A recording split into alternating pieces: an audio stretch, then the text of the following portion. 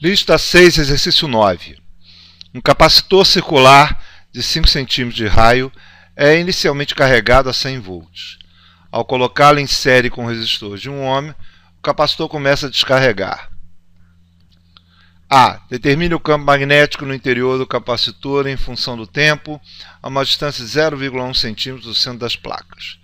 B. Desenhe o capacitor e os campos elétricos e magnéticos para um instante de tempo qualquer. C. Calcule a corrente de deslocamento no interior do capacitor. Bem, o nosso problema aqui é esse. É um capacitor de placas circulares em que ele foi carregado, né? Aqui é a visão frontal dele, tá? A gente vai pegar uma visão lateral, uma visão frontal, por uma questão só de enxergar a simetria, e ele é carregado com 100 volts. Carregado com 100 volts e é colocado no resistor. A ideia é que quando você colocar no resistor, o capacitor começa a descarregar. Se do lado direito eu tenho as cargas positivas e do lado esquerdo as cargas negativas do capacitor, então ele vai começar a descarregar, quer dizer que a corrente do movimento, né, das cargas são geradas pelo capacitor, o movimento da carga é gerado pelo capacitor e, consequentemente, a corrente vai ter esse sentido. Ok? E, claro, se a corrente tem esse sentido, entre as placas eu vou ter uma corrente de deslocamento, também nesse sentido, no mesmo sentido que a corrente de fora. Quem é que é responsável pela corrente de deslocamento? É o campo elétrico. Agora, é interessante notar o seguinte, o campo elétrico está no sentido contrário à corrente de deslocamento. Isso é para mostrar que a corrente de deslocamento não tem diretamente a ver com o sentido do campo elétrico, mas com o sentido de variação dele. Se a quantidade de carga está diminuindo, já que eu estou descarregando o capacitor, certo? Então a variação do campo elétrico é negativa. O campo elétrico está diminuindo também. Então quer dizer que a variação dele está no sentido contrário ao sentido do próprio campo elétrico. Dessa forma, a corrente de deslocamento, nesse caso, que está descarregando, vai estar em sentido contrário ao campo elétrico, desta forma. Aqui a gente está enxergando a corrente de deslocamento para fora, eu estou olhando da direita para a esquerda, e o campo elétrico entrando na página dessa forma. Bem, o que ele quer é calcular o campo magnético. Se a gente perceber a simetria do nosso problema, a corrente está distribuída simetricamente no capacitor, gerando um campo magnético dessa forma, onde o campo aqui não tem como ter um módulo diferente dele aqui, só vai ter o sentido diferente, porque a corrente indo para fora gera um campo no sentido anti-horário, desse jeito, que na verdade eu tenho que estar enxergando ele aqui entre as placas, certo? E quem é responsável por gerar esse campo é a corrente de deslocamento. Bem, vamos lá. Como é que a gente vai determinar o campo magnético? Em primeiro lugar, a magnética determina pela lei de Ampère, certo? Só que a lei de Ampère, você pode ter campo magnético gerado por corrente real, que é a corrente do movimento de cargas, que é do fio, e por corrente de deslocamento. Mas a gente está calculando o campo magnético através entre as placas. Está aqui entre as placas o nosso campo magnético, e a única coisa que atravessa a área da nossa amperiana é a corrente de deslocamento. E não há corrente real, não há carga passando de um lado para o outro, há só a corrente de deslocamento. Dessa forma, a lei de Ampère vai estar ligada somente à corrente de deslocamento, desse jeito aqui. Bem, por definição, a corrente de deslocamento é ε0 vezes a derivada no tempo do fluxo do campo elétrico através da região pelo qual você quer calcular o campo. Como eu quero calcular o campo num ponto entre as placas, certo? No caso, a 0,1 centímetros, então os únicos responsáveis ou que vão gerar campo magnético que não seja, cuja a integral de linha não é zero, são as correntes de deslocamento que estão na área da amperiana que eu tracei. Se eu quero calcular o campo magnético nesse ponto, por exemplo, eu traço uma amperiana e a integral de linha do campo é proporcional à corrente interna a área. Então esse fluxo é um fluxo ligado à área da amperiana. Dessa forma, nós vamos ter a corrente de julgamento ε0. Vamos considerar que o nosso campo elétrico é homogêneo em todos os pontos, como se fosse duas placas infinitas, certo? Então o nosso campo elétrico é homogêneo vezes a área da amperiana, onde a amperiana que eu tracei aqui. Bem, só que se o campo elétrico ele é homogêneo e eu considero ele como se fosse placas infinitas, meu campo elétrico de duas placas, uma positiva e outra negativa, é sigma por ε0, onde o sigma ele é a densidade de carga.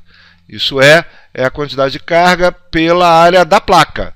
Por quê? Porque a densidade é a quantidade total de carga distribuída, dividido pela área da placa, me dá a densidade de carga da placa. Sendo assim, a nossa corrente de deslocamento agora fica da seguinte forma. O único cara aqui que varia no tempo, a área da placa não varia, a área da amperiana não varia no tempo, o ε0 também não. O único cara que varia no tempo é a quantidade de carga total distribuída na placa. Então, ε0 dq dt é a área da amperiana sobre a área da placa ε0, o que vai cortar os dois ε0 aqui. E eu vou ter I dq dt é, na verdade, a taxa de variação da carga do capacitor pelo tempo, que é numericamente igual à corrente real do circuito. Quer dizer, a corrente real, que é a quantidade de carga por unidade de tempo que passa pelo condutor, é igual à taxa de variação de carga com relação ao tempo do capacitor. Dessa forma, a corrente de deslocamento é a corrente real vezes a área da amperiana dividido pela área da placa. Isso é, os dois são circulares, π vezes raio da amperiana dividido por π vezes o raio da placa. O raio da amperiana é 0,1 centímetros, o raio da placa é 5 centímetros. Note que eu não precisei passar parâmetros, já que eu estou falando de uma razão entre dois elementos de mesma unidade. Essa razão torna essa divisão adimensional. Então não faz diferença se eu coloco o metro ou centímetro, então eu mantive o centímetro. Fica 0,1 ao quadrado dividido por 5 ao quadrado, consequentemente a corrente de deslocamento é 4 vezes 10 a menos 4 vezes a corrente real do circuito. Bem, mas nós estamos falando de um capacitor se descarregando. O capacitor descarregando, a corrente real é a corrente inicial, corrente para t igual a zero, na hora que eu ligo o resistor, vezes E menos T sobre tal C, onde tal C é o tempo característico de carga e descarga do capacitor. Bom, nesse instante nós temos um problema nós temos um problema de falta de dados, né? Para eu colocar já caracterizado o nosso tal C numericamente, eu teria que ter ou a capacitância do capacitor ou a distância entre as placas. A distância me daria a oportunidade de eu calcular a capacitância. Bom, não tem uma coisa nem outra. Então, o que a gente vai ter é o campo magnético em função do tal C. É desse jeito que a gente vai colocar. Mas a gente tem condição de calcular qual é a corrente inicial, que é a diferença de potencial, que é os 100 volts pelo qual o capacitor foi carregado, dividido pela resistência, isso é 100 amperes. Então, nosso I0 é 100 amperes, e a nossa corrente de deslocamento vai ser, substituindo o I0 aqui, né, o I aqui, nós vamos ter os 100 vezes 4 vezes 10 a menos 4, isso é 4 vezes 10 a menos 2, né, ou 40 vezes 10 a menos 3, consequentemente 40 miliamperes. Né? 40 vezes 10 vezes E a menos T sobre tal C é a forma pelo qual a corrente de deslocamento varia no tempo. Certo? Se esse é o jeito que a corrente de deslocamento varia no tempo, consequentemente meu campo, que por simetria a integral, o campo é paralelo a dl e homogêneo em todos os pontos, tem o mesmo valor, não tem por que o campo aqui ter um módulo diferente daqui, ou aqui, já que ele está à mesma distância do centro e está na posição simétrica. Dessa forma ele sai para fora da integral, fica B vezes 2πr igual a μ0 vezes corrente de deslocamento, que é o resultado dessa expressão aqui, que é a lei de Ampère. Assim, o meu campo é μ0 vezes a corrente de deslocamento dividido por 2πr, e aí é só substituir. A ideia fica 4π vezes 10 a menos 7, dividido por 2π, 0,1 vezes 10 a menos 2, que é 0,1 centímetros, é a posição que eu estou calculando o campo, vezes 40 miliamperes, elevado a menos t sobre tal c. Bem, desse resultado me sobra, corta aqui, sobra 2 em cima, 2 vezes 10 a menos 3. Né? 0,2 vezes 10 a menos 3. Então vai me dar 8 vezes 10 a menos 6, consequentemente 8 microtesla. 8 microtesla é o campo magnético gerado em T igual a 0. A partir daí, como a corrente cai no tempo, consequentemente o campo magnético também cai no tempo dessa forma. Então esse é o jeito pelo qual o campo varia no tempo, certo? Nesse circuito especificamente. Bom, calcule a corrente de deslocamento no interior do capacitor. Sim, desenhe o capacitor e os campos eletromagnéticos num instante de tempo qualquer. Bom, isso aí já a letra B, já fiz todo o desenho quando fiz a explicação na letra A, certo? Então a B, na verdade, são os desenhos do campo elétrico, no sentido da carga positiva ou negativa. A corrente de deslocamento está no sentido contrário ao campo elétrico, porque ele está diminuindo no tempo, e no mesmo sentido da corrente real sempre, ok? E, é claro, a ideia é, no item C, calcular a corrente de deslocamento. Basta a gente pegar uma amperiana para calcular o campo magnético e colocar ele do tamanho da placa. Isso é, a corrente de deslocamento da placa vai me dar, em vez da área da amperiana, a área da placa aqui.